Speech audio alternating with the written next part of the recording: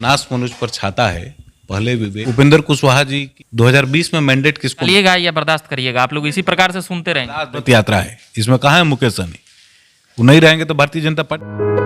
नमस्कार, देख रहे हैं झकास भारत और मैं रविकांत। बिहार की सियासी समीकरण प्रत्येक दिन कुछ न कुछ बदलते रहती है, कभी उपेंद्र कुशवाहा, कभी मुकेश सहनी, और अभी जो बातें आ रही है तमाम जदयू की ओर से और एनडीए में मचा घमासान को लेकर बीजेपी के प्रवक्ता अभी संतोष जी हैं, हम अभी इनसे जानेंगे।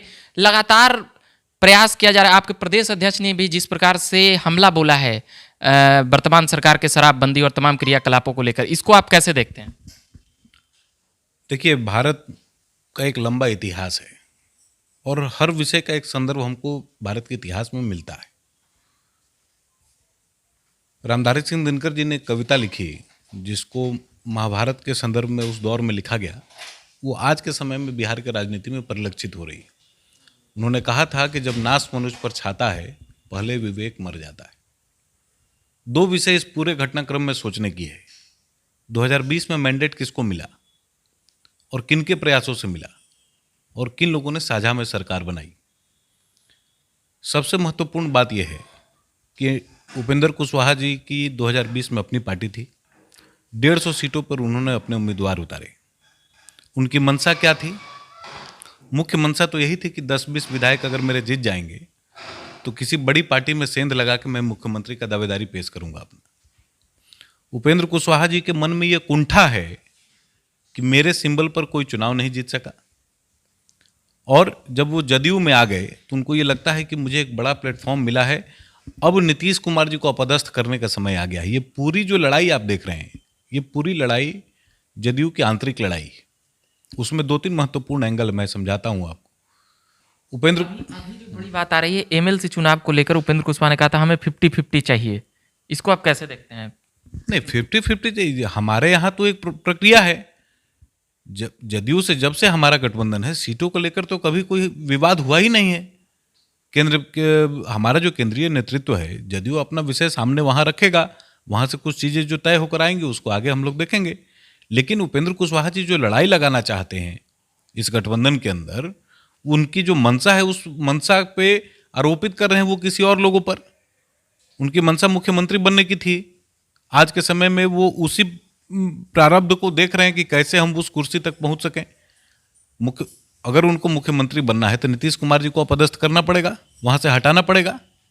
तो वो ये बीजेपी को इनडायरेक्ट निशाना बना रहे हैं, उनका मूल निशाना नीतीश कुमार जी। तो जदयू के प्रवक्ता भी आपके प्रदेश अध्यक्ष के ऊपर इतनी ज्यादा बातें कह चुके हैं कि आप लोग कैसे इस गठबंधन में बर्दाश्त करते हैं? अभी सबसे बड़ा सवाल यह है। देखिए, ये एक ऐसा विषय है, हम इसी बात पर कहते हैं कि आशीष समाज का मिलना जरूरी है। समाज का आशीष प्रधानमंत्री नरेंद्र मोदी जी के साथ है, उनके नेतृत्व में एनडीए को यहाँ पर बहुमत मिला है। अब ये चीज़ें कैसे लोग बर्दाश्त करेंगे? हमने अगर हम सरकार में साझा हैं, गठबंधन के हिस्से हैं और बड़ा पार्टी हैं, हमने किसी कानून को लेकर अगर समीक्षा की बात कही है तो इसमें कौन सी गलत बात है? 15 वर्षों में जो भी नीतियाँ नीतीश कुमार जी के नेतृत्व में बनी है बिहार में, समय समय पर उसकी समीक्षा होती है कि नहीं होती है? कोई भी कानून एक बार बन गया तो उसको जीवन भर उसी दिशा में वो चलता रहेगा, ऐसा तो नहीं है। समय समय पर हर एक पॉलिसी की एक रिव्यू की एक व्यवस्था है। हम लोग उसी रिव्यू की बात कर रहे हैं। बिहार में इतने बड़े संख्या में लोग जहरीली शराब से मर रहे हैं, तो एक प्रकार से जब पॉलिसी का रिव्यू नहीं होगा तब तक आप कैसे इन सब चीज़ों को कंट्रोल करेंगे? इन मौतों के लिए जिम्मेवार कौन है? और ये लगातार एक सिलसिले में जो ये मौतें हो रही हैं, पहले आपको बेतिया में हुआ, फिर गोपालगंज में हुआ, फिर नालंदा में हुआ, मुख्यमंत्री जी के अपने गृह जिले में हुआ, अभी कल परसों से सारण से ऐसी खबरें आ रही हैं। अगर हम समीक्षा की मांग कर रहे हैं, हमको जनता ने मैंडेट दिया है, हमको लोगों ने वोट दिया है, तो हम उनके पक्ष की ही तो बात करेंगे ना। जो कल से बड़ी खबर आ रही है, जिस तरह से मुकेश सहनी का बयान था कि बीजेपी गठबंधन से बाहर भी चल जाएगी तो हम नीतीश कुमार के साथ सरकार चला लेंगे, और अभी इसको कैसे देखते हैं? मुकेश सहनी उत्तर प्रदेश के चुनाव को लेकर नाराज हैं या फिर यहाँ पर कुछ और चाहते हैं? मुकेश सहनी स्वयं को शेषनाग समझ रहे हैं इस सरकार की। उन्होंने एक बड़ी गलती की है इस बात को कह के। उनको ये लग रहा है कि अगर वो नहीं रहेंगे तो ये सरकार नहीं चलेगी। मुकेश सहनी जब नहीं थे तो एनडीए की सरकार बिहार में नहीं चलती थी। उनको ये भ्रम क्यों पैदा हो रहा है कि वो शेषनाग है और उन्हीं के सिर पे ये पूरा सरकार टिका हुआ है?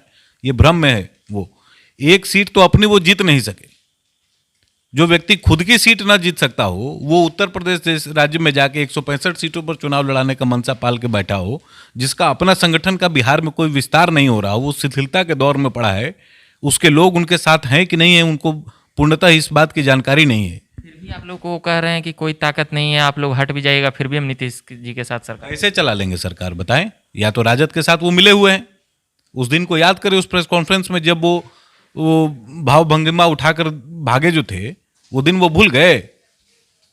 क्या सोचकर उस दिन भागे थे?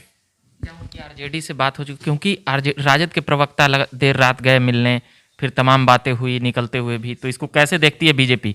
वह लगातार हमारे लिए मुकेश सहनी कोई इशू नहीं है। देखिए, हम लोग सर्व धर्म संभाव और सर्वस्पर्शी पार्टी हैं।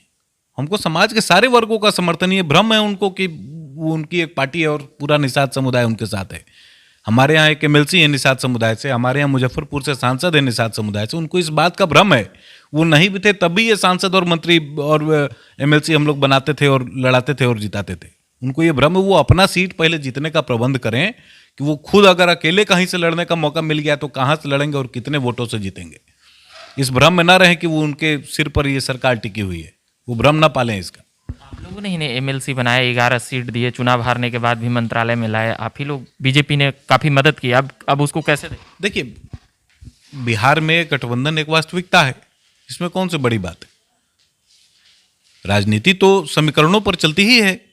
समीकरण में थे, वो हमारे साथ आए, हमने उनको सहर्ष स्वीकारा, उनको सम्मान दिया। अब क्या करिएगा? अब निकालिएगा या बर्दाश्त करिएगा? आप लोग इसी प्रकार से सुनते रहेंगे? देखिए, हम एक बात जानते हैं, भारतीय जनता पार्टी का निर्माण 1951 में हुआ।